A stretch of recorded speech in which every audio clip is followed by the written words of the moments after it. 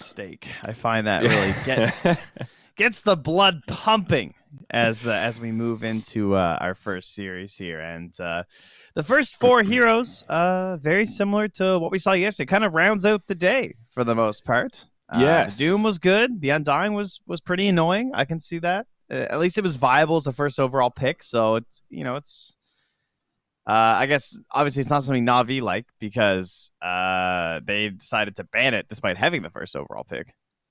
I mean, the hero that stands out to me is the Earth Spirit. That's the other immersion hero, right? That has slipped through. We got to see the Treant yesterday. Yep. And we also got to see that Veno. Position 3, I think, was the one Veno game we saw yesterday, but we saw its power displayed. Yeah, lines were looking pretty good. I mean, they also did double Timber too, so we'll have to watch out for that. Oh, yeah. Because they have the 10th pick here too, so depending where they wind up, they might want to consider that. All right. We talked about her yesterday too, Ench. Yeah, we sure did. We were missing the Ench a little bit. Glad we tested out those voice lines again. Was worried they might not be working today. Yeah, you never know if Valve's just going to like shadow remove them overnight or something, so you better spam when you show up in the morning. Make sure you can still yell all about your Agnum trials. Mm-hmm. Got to get those battle pass points here this week, guys. Oh, Arcana vote too. Oh, so many things to do in the client these days. So I'm looking back, remembering yesterday, Navi, they also played Timbersaw in one of their games. And if you recall, they played that Drow Ranger in Game 2 yesterday, the 51-minute match against VP Prodigy. Got a little dicey near the end, but they still took the win. It sure did. That was the against Viper Terrorblade Tide game. That one was... yeah. That whole series was interesting. One worth going back and rewatching if you missed the coverage yesterday. I'll see if we get our Oracle combo or anything. For now, they'll grab the Crystal Man again. So this again was their choice yesterday. But they did play it as a 5, right? Yeah, they did the CM Rubik combo. And that was where we were really concerned about the CM Spectre lane that Navi had picked going up against the Sand King Lina. And they weren't really able to find any kills on the Spectre in lane. And that really aggressive off lane fell a little bit flat from VP Prodigy. So... yeah, so now they just take like kind of a classic counter, right? You assume that the CM's going to be laning versus the Ench. So she's going to be looking for the Frostbite. I mean, you max Frostbite now anyway, so. That is true. Although, does it really matter for the creeps? Isn't it just static 10 seconds? No, it doesn't matter for the creeps. But, I mean, I'm thinking more like the level 1 situation. Ah, right, okay. Yeah. Finally a time where you can get level 1 Frostbite on Crystal Maiden and not feel terrible about it. Well, I mean, unless you're jungling. That was always, Well, it's just that the Crystal Nova was so good for lane for so long, but... No, it's, I mean, it's still a very good spell, too. I mean, I'm sure there are still games where it's probably better to take Crystal Nova first. Or, like, to max it first. It's probable. Maybe, or at least 2 points. But okay. We'll see. We'll see if it ends up happening. For now, everyone's all with the Frostbite max. And for now, we're going to grab another Slark. And Nico Baby getting his hero very early this time. It was banned out yesterday in at least one of the games, I feel like. Yeah, I think we saw it in game number 2. Oh, yeah, they picked it and it got banned in an earlier series before with the Magnus. That's right. Yeah. We've seen a lot of this second banning phase where 3 heroes get removed, get focused around the position 1 quite a bit. So if Nico's feeling the Slark, I mean, 2 pretty solid supports for a Slark. Both, I mean, Oracle obviously has a save, but, these carries that can get in the back line, force Oracle to false promise himself. Generally, that makes the Oracle's life a lot more difficult. He doesn't want to be false promising himself if he can be saving a core instead. Yeah, it looks good. I think it's like a little early, but with the way the draft currently works, now you have a little bit of room to cover him with some bans. Mm-hmm. The only downside, I guess, is that there's like Slark's a hero that he has a pretty specific game plan. Like you kind of know how he wants to operate, and he does have a certain threshold of items that he also kind of needs to get. between like a diffusal rush, or maybe he'll just do like the Midas into like farming items and stuff. But Hey, traditionally, give some love to the Echo Saber opener, buddy. Come on. yeah, that too for sure. You're As selling we her saw short. yesterday. But like he's always had quite a few counters. Like there was the Bloodseeker. Faces Void used to be considered a pretty good one. They've already banned out the Timber Saw, who can be kind of goes both ways a little bit sometimes. So I know that they really like the hero, and I look forward to seeing how a second pick impacts him. Because if he gets away with this like kind of scot free, then that has some drafting implications moving forward. Bloodseeker. And he's dead though. He sucks. I don't even But think you ban him. I think he's that bad. even against Slark, like I thought Slark was the one. That it's like I don't even think so. as long as he's got Rupture. I mean, I thought that was really the key. It cripples Slark so much. The vision on low HP. Thinking about it yesterday, they had the Slark, and then they had Magnus, Grimstroke, and Prophet, and they still picked Ricky instead of Bloodseeker. Whereas before, that would have been a pretty dope Bloodseeker game. Yeah, but yeah, I guess you're right. For every reason that we liked Ricky with the Magnus and the Grimstroke, you can make pretty much the same argument for Bloodseeker. He's not that good, but he's got two buffs that make him really good. One that lets him farm, one that lets him kill people. Yeah, you're pretty right. All right. I concede, Trent. How about we'll start this cast nice and friendly today. That's a new one. I will concede to your expertise, sir. If they pick a Bloodseeker here, though, yeah, it's all over, buddy. Get ready for the flamethrower for the next 4 games. I don't know. It's possible. I'm not saying it's like I don't think you ban it. Is all. Yeah, that's fair. I agree with you that I think the hero's been pretty gutted, and I also think he needs help. Right? He needs those enabler type supports, and Oracle CM. I guess they enable him a little bit. Max Frostbite sounds pretty cool with Bloodseeker. Having a save also sounds pretty nice because he can reset and heal, and I guess he would really benefit from False Promise. Maybe there's a little synergy there. He is trending back upward. Before the gutting, Bloodseeker was sitting at around a 53% win rate in pubs. We're going all brackets. That's respectable. Yeah, very with the respectable. gutting, he dropped to 41% at his lowest. But so far, 41? he's made it back up to like 47, 48%. Okay, dude, 41 that's bad. Yeah, it was really bad. And I think it was actually lower for one of the day, or for like directly after the patch until like later in the day. At one point when I checked, it was like 30%. To be fair, though, I wonder what percentage of those are people that didn't read the patch notes and picked Bloodseeker and went, huh? What? Yeah. Hey, Nyx Assassin. Okay. Someone else that can hunt with the Slark and a snap pick on the Pango. Navi wanted this. Another hero that has been buffed by the gutting of Bloodseeker. Yes. Very much so. Good. Relevant to the conversation. Yeah, the Nyx is interesting. Pretty good hero versus Oracle and Crystal Main for the same reasons that we talked about the Slark, like getting to the back line. The Carapace has a ton of value versus CM. It's really annoying. She can't ult. Usually you can cancel her ult and probably something else at the same time without having to worry about it too much. Mm-hmm. Sometimes as a CM player, you're actually like, you throw it an ulti just to burn a stun. Like, you know that you're not in the best position for an ulti, but you know that they're like going to stun your carry or something. Sometimes I'll just like press R to like force one of those high value stuns that then now they can't throw on one of my other heroes. And Nyx just kind of negates that by like tapping the Carapace. A little more global presence for you now, the Centaur. And as we've talked about, this is New Age Centaur. No more retaliate, no aura action. We'll see some burst damage with the double edge. We'll actually see some points in hoof stomp early on. Man, this would be a really good Invoker game, but Limp's like kind of notorious for not really playing Invoker. I know got a lot of setup. Yeah, I seem to remember there was a time where he was like practicing it, but then I don't know if he ever actually like spammed it that much. It's like in terms of like pro players, I feel like I've seen him play it like the least compared to other pros. I'm gonna check how many games does he have. He has 7 Invoker games in pro matches ever, and his last one was October of 2018. Yeah, I would not be expecting an Invoker pick here. wonder if he plays. Does he even play it in pubs? Let's see. His pubs probably aren't public. Yeah, they're not public. So we'll never know. I dig on Ursa, though. One of these position ones that can absolutely cut through the Centaur in the lane. So that's good.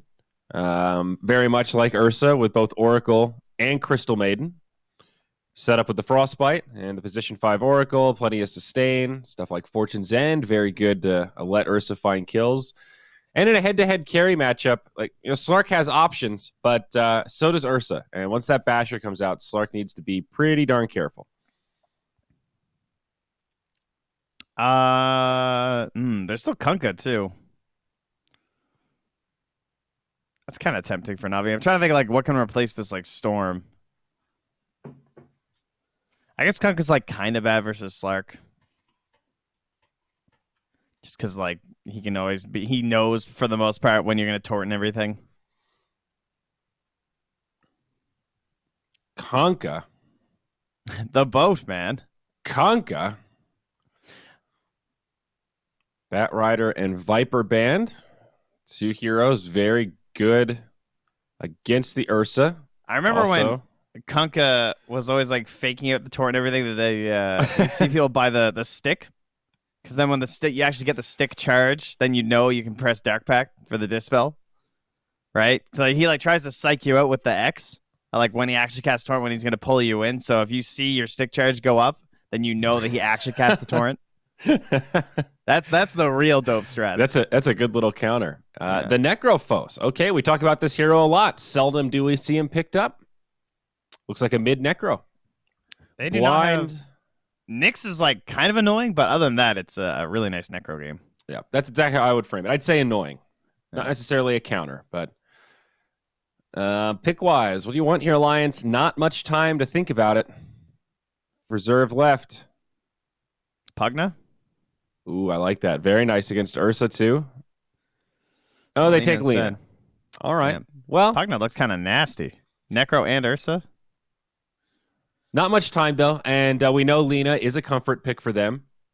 Some setup, right? Like Centaur can be a pretty nice combo hero with the Lina once the game breaks out. Follow up with Nyx stuns. And has options against Necro. A lot of magic damage. Necro has Ghost Shroud, so... It's kind of the other go-to counter, I feel like, to the Necrophos. You think like Pugna and then like Lina, just like a big zap. Okay, game 1 drafts complete. A lot of stun and control on the side of Alliance, a Nico baby Slark. And Navi have some pretty good team fight themselves, but very much centered around buffing up this Ursa. And Trent, I know our viewers at home can't see it yet, but Crystallize... He's rocking the little Ursa cup. He's got a little buddy on He's got a little baby. Yeah.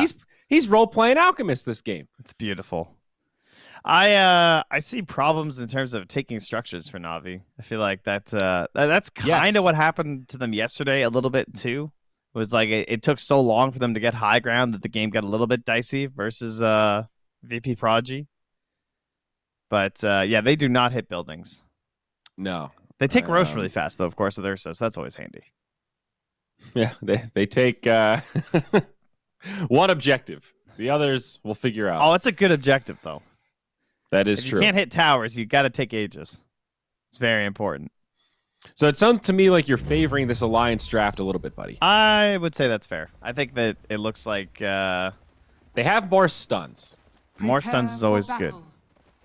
But, I mean, Scythe... that's one of those, like, you can win the game yourself. You're playing this Necrophos, game's in your hands. Hit good scythes, win game. That's very true.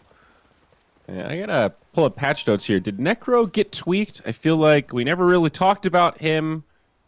We haven't seen him, and no, not really changed at all. He had a tweak to his level 25 talent. -2 second cooldown on Death Pulse increased to a -25 second cooldown on Death Pulse. Whoa. So, really big stuff at level 25 for the Necrophos. Young G.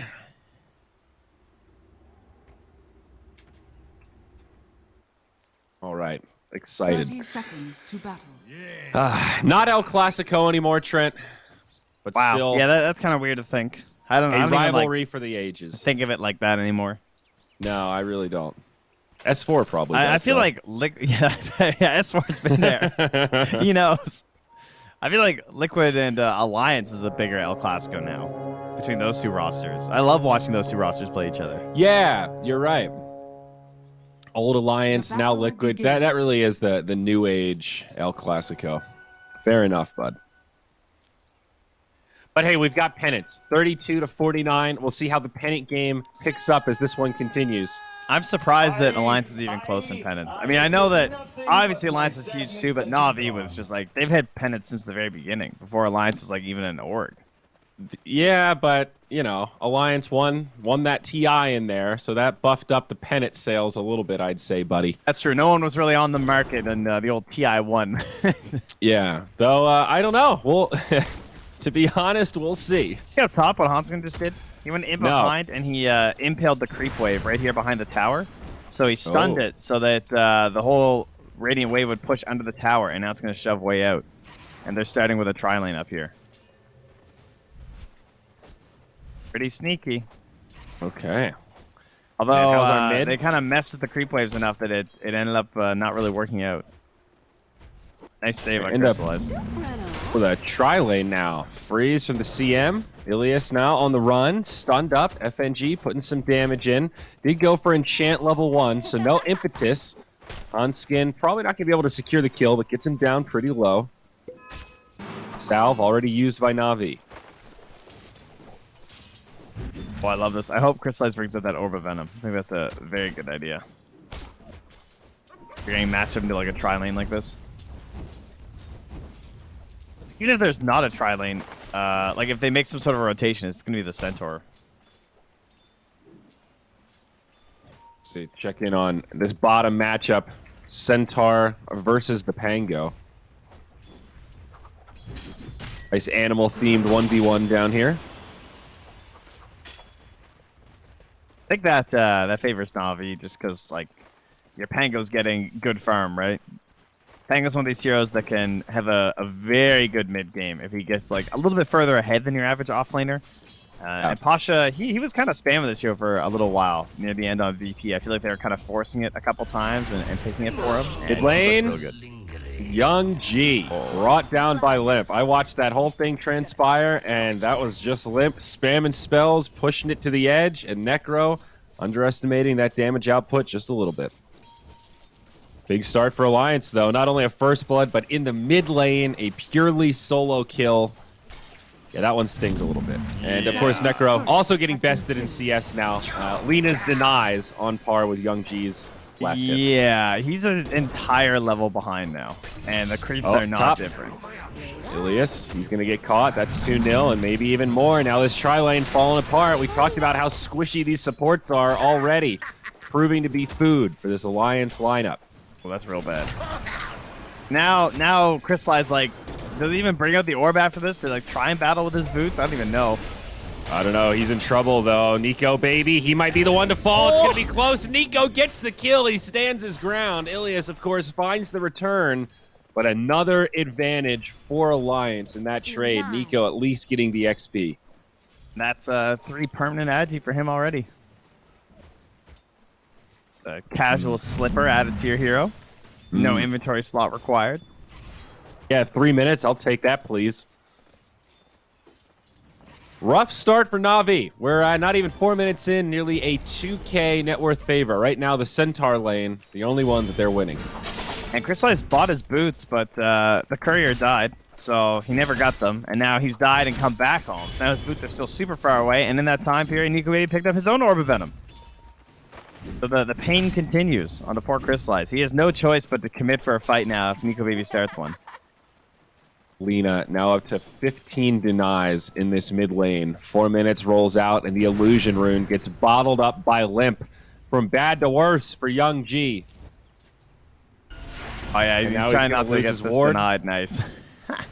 Very nicely done by Limp. And up top, Crystallize gets chased down again. He can't do Immersion. anything. Also, probably going to fall. Nico Baby gets that next one. When your tri-lanes go bad, they go bad. Nice use of the salve. That keeps Nico Baby alive. But Ilias, now he's going to fall. Navi, the feed train, the tickets are cheap this morning. Oh man, what do you even do? You like, How do you have to fix just run this? top. He has no TP still. I don't know if you like run bottom. If you run bottom, they can just TP. Oh. All right, time to wake up, Navi. I mean, I know it's not that early for you guys. It's like 11 a.m., but they are some hardcore gamers, so they don't live that early life. But yeah, some teams' first game of the day is a little bit rough. Navi currently feeling that pain a wee bit. Alliance, what a hot start, man. This is like some game-ruining stuff happening here. This is also FNG's bread and butter. We were talking about what he likes to do with that Undying on the position 5, and one of the advantages it has over the Ogre is how aggressive it is from that very first creep wave, and Ench very much like that. And in these tri-lane scenarios, you can see the advantage that she brings, you know, over someone like this Oracle who just can't put on that same level of pressure. Though, of course, as I say that, FNG might be dying solo in the jungle. He does have 3 heroes chasing him. Yeah, he's fine. This is actually incredible space created. He's got a tri-lane chasing him, and he might actually live. There's the stick charges, now trying to get into the trees. Necro going to be here. They do get FNG, but it ends up setting up a kill onto Young G, and now these supports are here. Lena says, food? For me? A gift? An offering? Oh, my friends, thank you so much. And they find another in the mid lane. Necro and CM down for just FNG. Yeah, I thought FNG was fine because I just assumed that they were going to rotate Hanskid over, and Hanskid's like, no, sorry, dude, we got to kill the enemy mid. You're going to have to be the sacrifice, man. I'd say worthy. Yeah. Although Necro I wouldn't even is be sure crippled. who's worth more. In fact, actually, FNG is worth more than... Yeah. Yeah. Look at this. Necro TP's back. Stun from the Nyx. Stun from the Lena. Oh, no. He does have some raindrops. That's actually going to keep him alive. S4 does end up falling in the bottom lane, though, it looks like. He got the kill Traded first on the with Pasha, Pango. though. Oh, I see. Still action mid, though. They get this tower already. Turning into a tri-lane on tri-lane in the mid. They've already killed the Navi mid tier 1 tower 7 minutes in. I don't know that I've ever seen a mid matchup. Like, Lena's doubling him in net worth at 7 minutes. I don't know if I've ever seen that. Yeah, I've seen it a couple times, but it is definitely not common. That's pretty brutal. Literally doubling before 10 minutes is pretty wild. They will get a counter kill onto FNG. That's pretty nice. Usually it's like one of those like morph ember things. The Lena is just, I mean, that was brutal. That was like right from the start. Limp's just been handling him. Well, speaking of handling, they've got the bear. They're going to turn him into a rug again. The Centaur sets it up for Hanskin to find the kill. You know, this Ursa's not a very good father. I think child services are coming with the 3 deaths by 8 minutes. That is not a stable environment. No, it most certainly isn't. He's got the Battle Fury queued up. So Ursa does have his eyes set on a big prize. Yeah, I also want to cast a TI Grand Final one day, but, you know, we all have to have realistic expectations crystallized. It's okay. Yes, I too would like to go to the International. Damn you, lyrical. Oh god, it's tough, guys. It's real tough. 5K, 11-4. Nico Baby's just like, yeah, I think I'm gonna pick up an Echo 8 minutes. Saber. The position 4 Nyx is equally farmed as the leading farmer of the enemy, and that would be Pasha on the Pangolier. There are a lot of things wrong with that statement right there.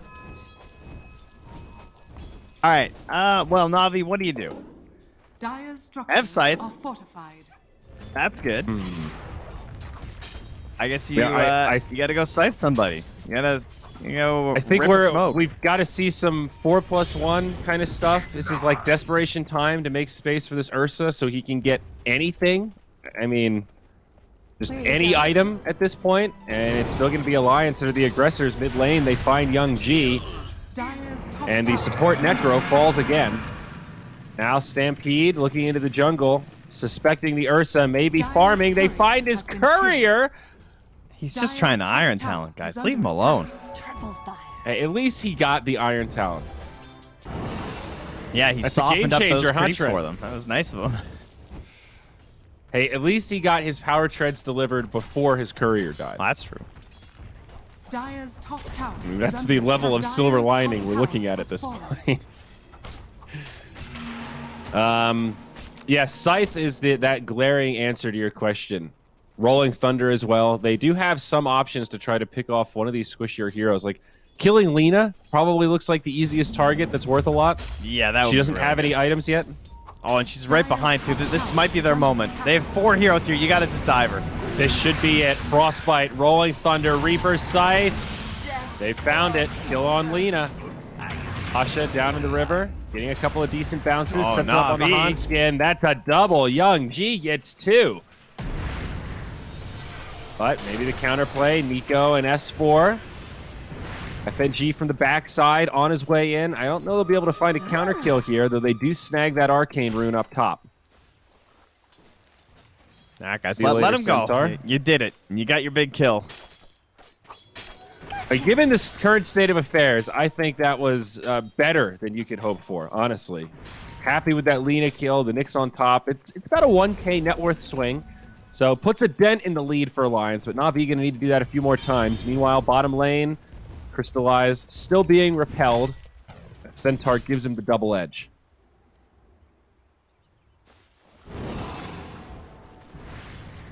Yeah. Downside, 2-minute cooldown on the Scythe. Upside, though, Rolling Thunder, one of the shorter ones, right? Just 70 seconds. So Pasha maybe could try something again, or at least he can farm a little bit aggressively, because they don't really have a way to stop him from just like Rolling Thunder TPing.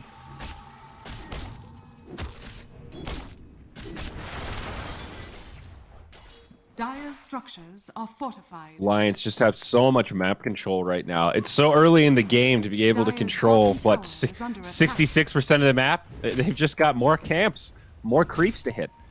Even if this game stays equal from this point forward, Alliance are going to continue to move ahead from a net worth perspective. Dire's bottom Yeah, and it's just tower like has finding those fallen. advancements is going to be very difficult. Well, FNG, Yeah. he's not taking anything too lightly, though. He's still going to pick up the Midas first. Well, Yeah. just in case insurance. It's just so good on the Ench, though. I mean, as we go back to, she loves attack speed. Yeah, it's true. She also loves levels. Well, 5-man blob of Navi heroes. Vlad's up on Pango, so that's a nice item for the style that they're forced to play. And Crystallize still committing to this Battle Fury on the Ursa. Has himself that Ring of Health. They're moving down here through Radiant Vision, too, though. So S4 knows that they're in there. Dire's top tower is under attack. Might allow Nico maybe to play a little aggressive up top.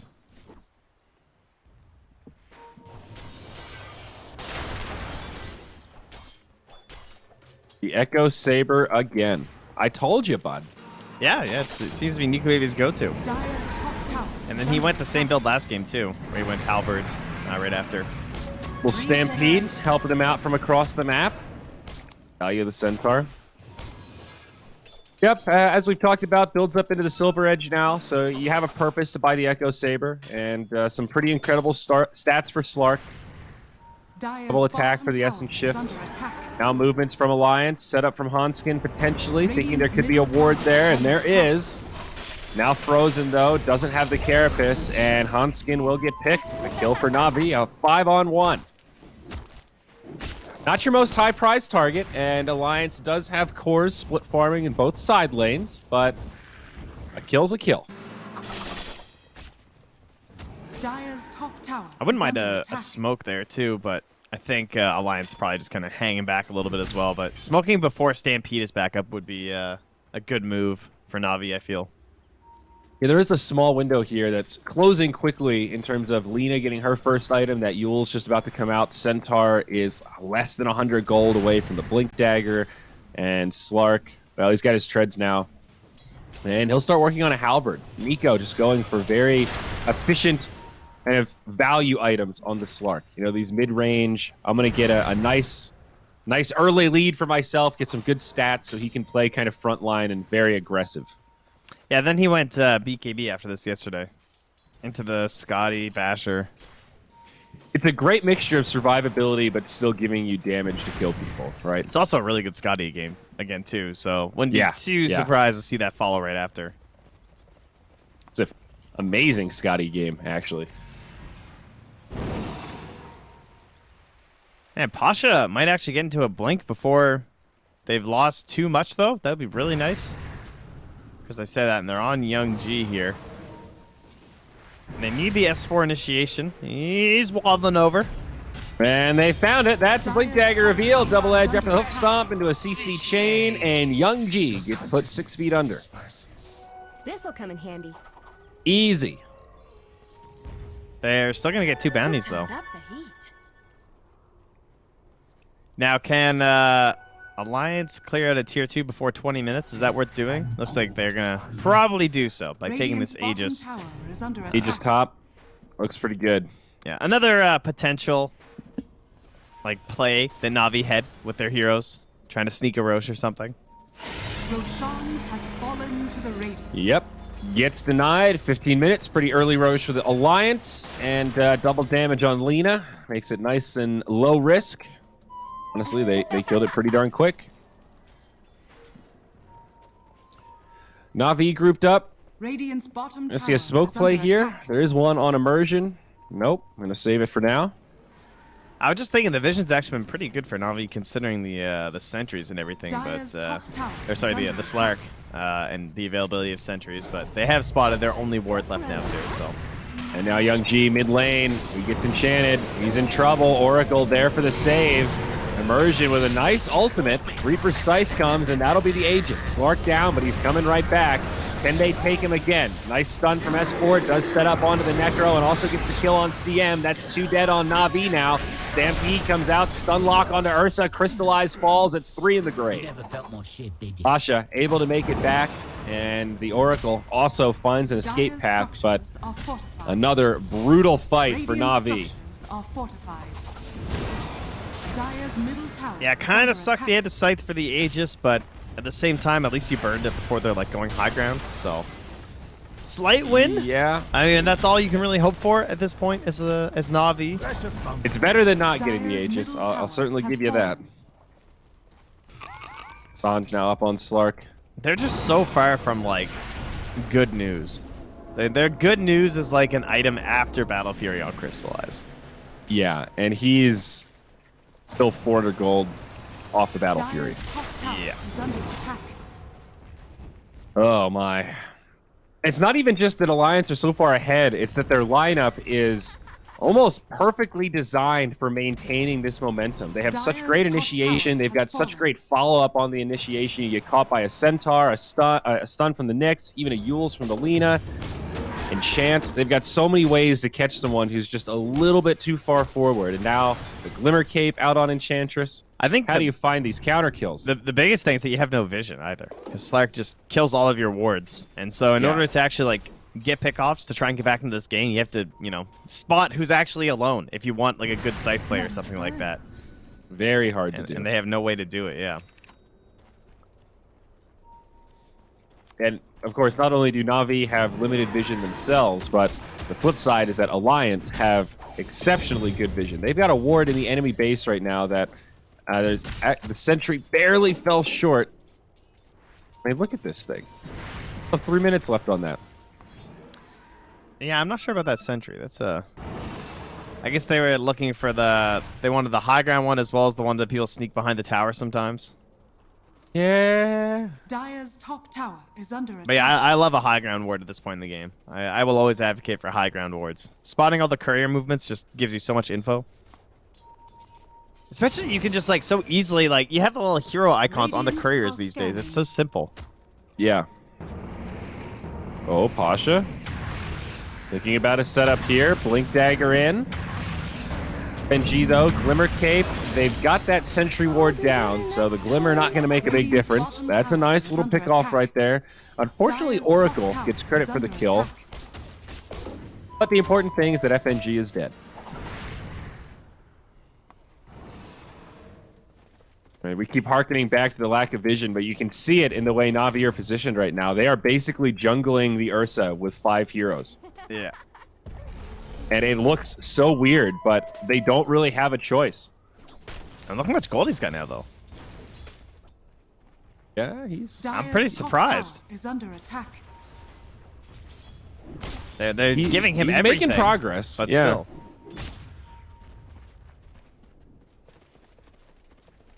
He's going to look for a basher, first item, and he's about halfway there. So maybe like, if Na'Vi can hold out, not lose barracks before the basher, maybe that item can set up a fight for them where they can start reclaiming a little bit of momentum. We'll see a battle over this bottom rune. 20-minute spawn here. Pango sidesteps the stuns, but Ursa jumps into one. Nick's on the low ground. He's actually going to be the first one to fall. Now Na'Vi have to take this fight, though. Crystallize in some trouble. He's already used the ultimate. CM with a brilliant ulti. Alliance actually getting repelled a little bit now. Limp pops the BKB, tries to finish off Immersion, can't get that either. Pasha jumps back again, disarm. Na'Vi get away with this. All five still alive for now. It's a fake back, though. They want to reinitiate. They want S4. They get off the clumsy net. S4 in trouble. Reaper's sight. They find a kill. 2-0. A brilliant exchange. Na'Vi finding some footing. Yeah, that started off a little bit rough, but good false promise there from Ilias just to make sure that Crystallize wasn't going to fall down right from that carapace at the start and gave him time to kind of reset there. So Radiant's bottom tower is under attack. he will start heading towards that basher. It's still such a tall order to bring this game back.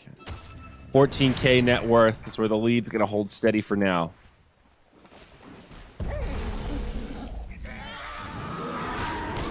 Our win percent look like 95.5 according to DOTA. It was 3% before that fight, so it's slowly climbing. BKB on Nico Baby is going to be pretty damning, though. I was already going for. He had Lincoln's queued up. He's already bought the Mithril Hammer, so I think he's pretty committed. Yeah, I like the BKB. They're going to go double Halberd. They've already got one on the Slark, and S4 has the Sanj already. Yeah, I really like stacking Halberds. I think it's extremely broken right now. Is this going to save FNG down bottom against the Pango Ursa? He's actually still alive. Pasha gets him. S4 now trying to set up a counter kill. Crystallize and Pasha on the run.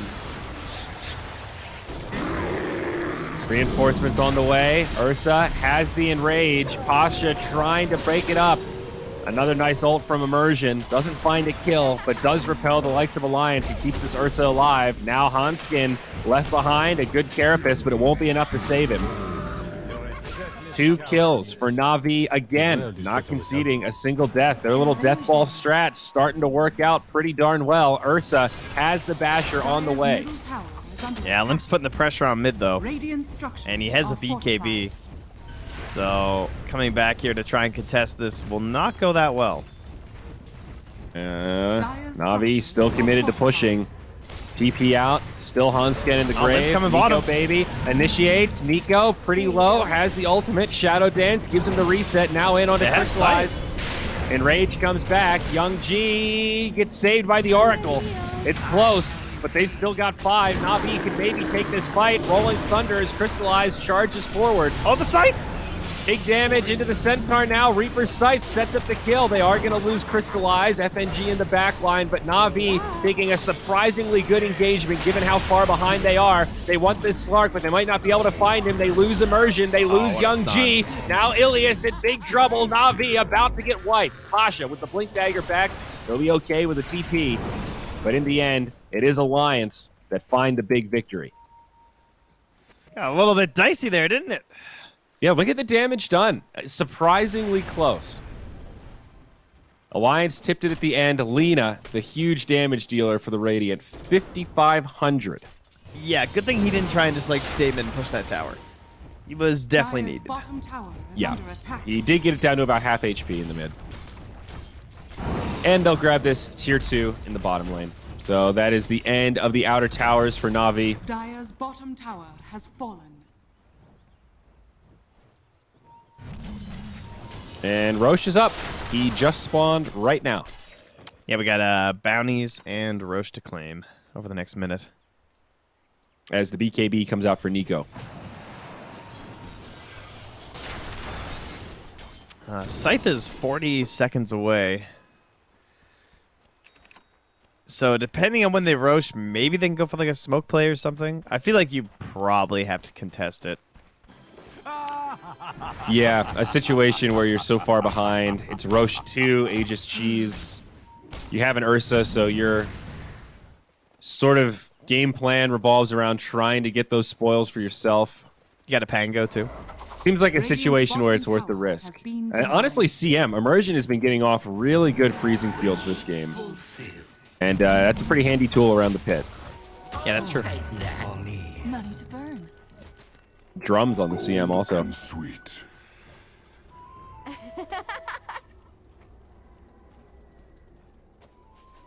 Some 5-man Dota brewing.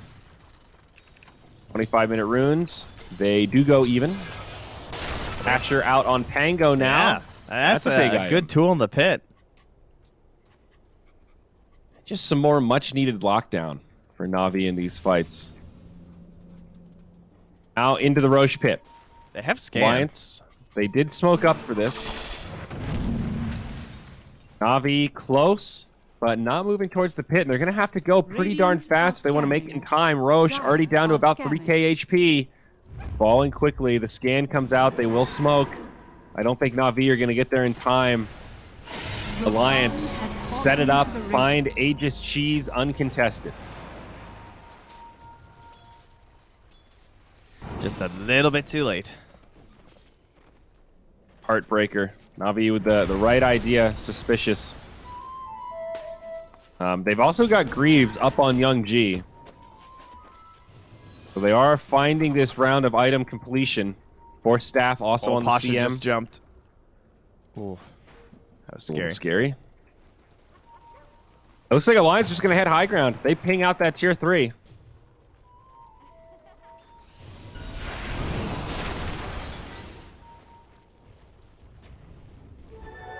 Dire's middle tower is under attack.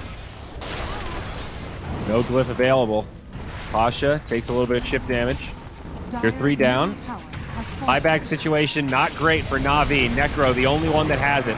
They will find the initiation, though. CM brought down low. Stampede gets Alliance in a great position. Navi still clumped up, though, and they do sustain through it. Nico pops the BKB, trying to get in deep. He gets brought down. That's the Aegis.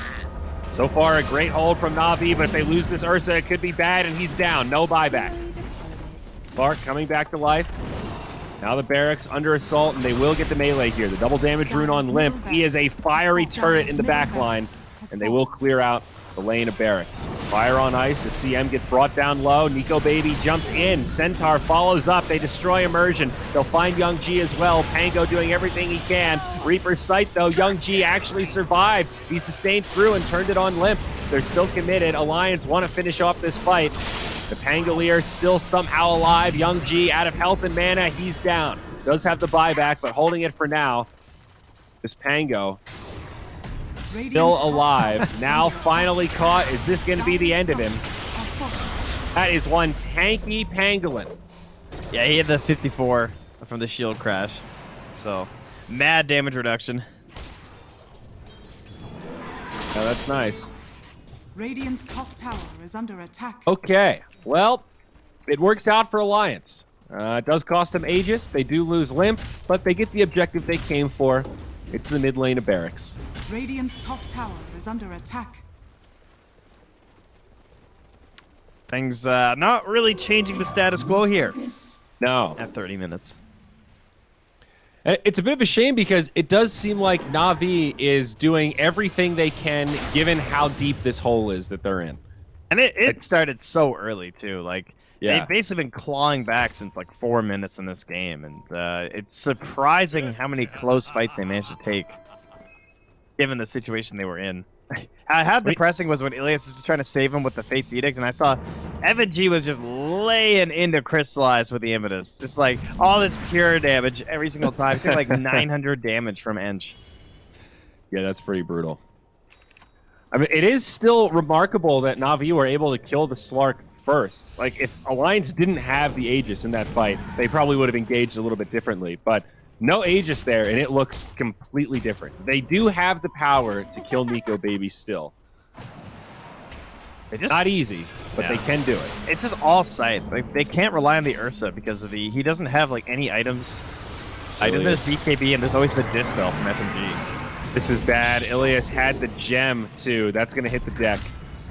Big investment from Navi. Now gone. Good catch from S4. Lands on 2. Follow up now. BKB from Nico. Charging into the base. Finds the Ursa. Clips the bash. Ursa does have the enrage. Pops it now. That keeps him alive. S4 does get stunned. Pangolier comes out. Rolling Thunder. Oh, they knock him a little too far. Reaper's Sight, though, does find the kill. S4 on the sideline, 75.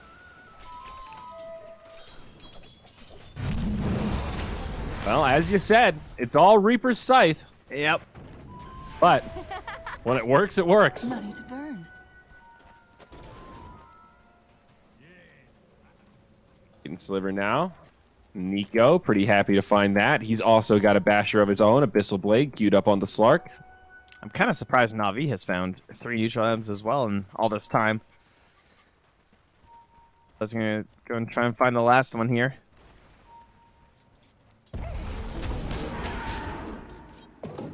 No dice. I mean, right now their jungle's actually pretty open. Not a lot of Radiant Vision, just one sentry hanging out. Well, okay, it's a pair of sentries on the plateau, but same Happens to the location. best of us, you know. Right now, Alliance focused a little bit more on the western jungle here for the Dire. Ursa just about at gold for BKB. Needs 1 creep. And there it is. So still some item progression. He is past the Centaur in net worth. I repeat, Trent. Yes. The Ursa has passed the Centaur in net worth. Well, consider me impressed, because I'm kind of shocked that him and, like, the 3 cores from Navi are surprisingly firm, considering the situation they've been in this game, I would say. Agreed. Smoke out. Navi looking to put this BKB to good use.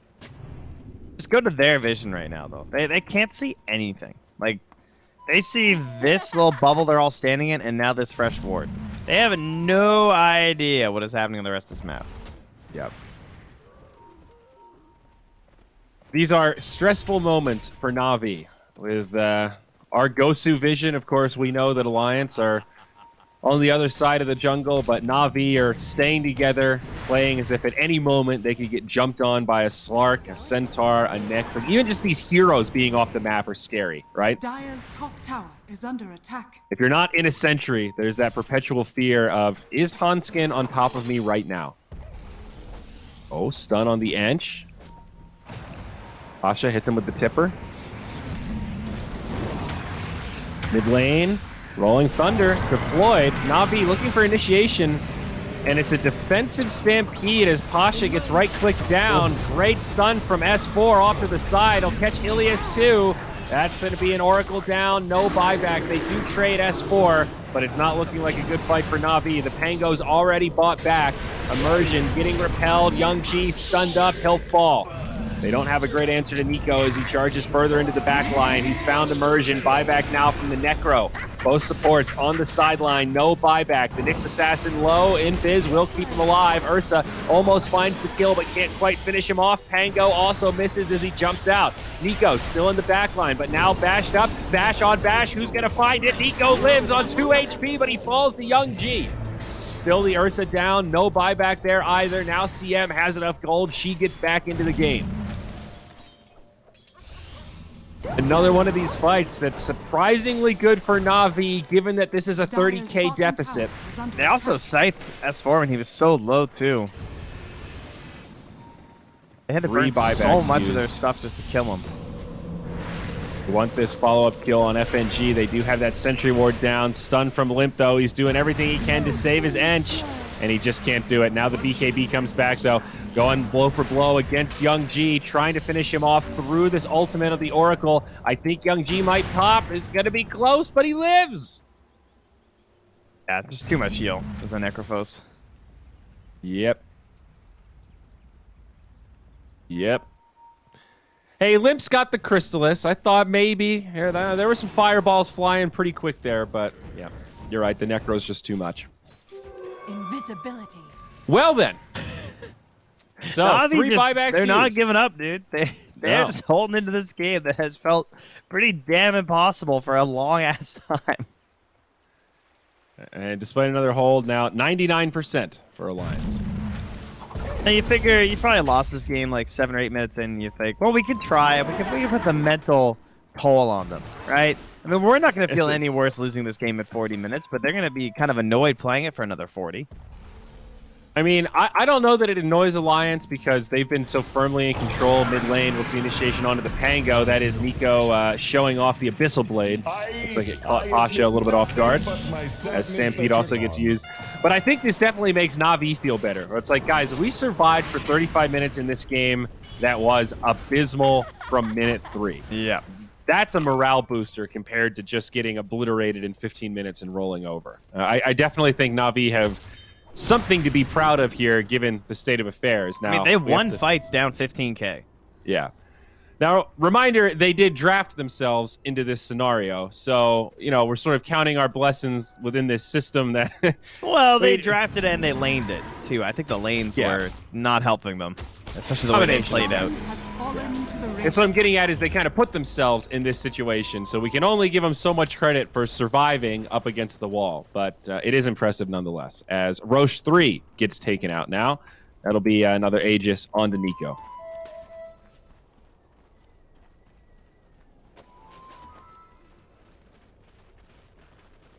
And so there is an Ags on the Nyx Assassin now. Know if you noticed that. And it was also a blessing on that Roche that has been handed over to S4. So we've now got Stampede with some cliff walking. And, of course, the damage reduction. Down to 40%. Jeez, talk about nerfed abilities. I think when it came out, it was 60, right? Either that or 80. I don't know. It was stupidly high. 80? 80? Either way, OG ruined it when they started pairing with the IO damage reduction. Yeah, I remember that. Here we go. High ground defense. They get a bash onto Nico to start things off. Dire's top tower has fallen. Nico with that Lincoln's queued up also. He's trying to survive as the Sark at this point. Tier 3 has already gone down up top. There's a glyph available for Na'Vi for the reset. They do get initiated on. They keep Pasha alive, and now they jump in. Ursa can't get limp. He'll use his BKB and now has to walk back. Ilias has to force false promise himself. Not ideal as the top lane of Barracks falls. Range still standing, but they get the melee. Effigy shopping. Still in with Nico. There's the BKB. He'll go blow for blow with immersion, just standing inside of the ult. Hanskin still alive, gets off a brilliant carapace as they try to finish him. That sets up onto Young G. Now Crystallize goes down, has the buyback there, but the Necro doesn't have it. Nico getting low, but still has the Aegis. Ursa buys back. They don't hold that top lane of Barracks. Buyback now from the Nyx to try to get back into this fight. Looks like Alliance are seeing the end of this game before them. Now a 44K net worth lead. Limp, the turret, laying into the towers. My sprites. I double checked. It was 70 it started at. It went 70 to 60 to 50 and now 40. Wow. Pasha, they find him. That's not looking good for Na'Vi. GG. You can say that about a lot of this game, I think. 38 minutes, 36 to 19. A longer game one than we expected based on how the lanes went, but still handled by Alliance, suffice it to say. Great draft, great execution. Alliance brought the pain in game number 1. And that was straight up the mid lane and the top lane were just so, it's like complete game-ending obliteration. Yes. The mid especially was Lena just crippled him. Remember, Limp found the first blood in the laning phase, a complete solo kill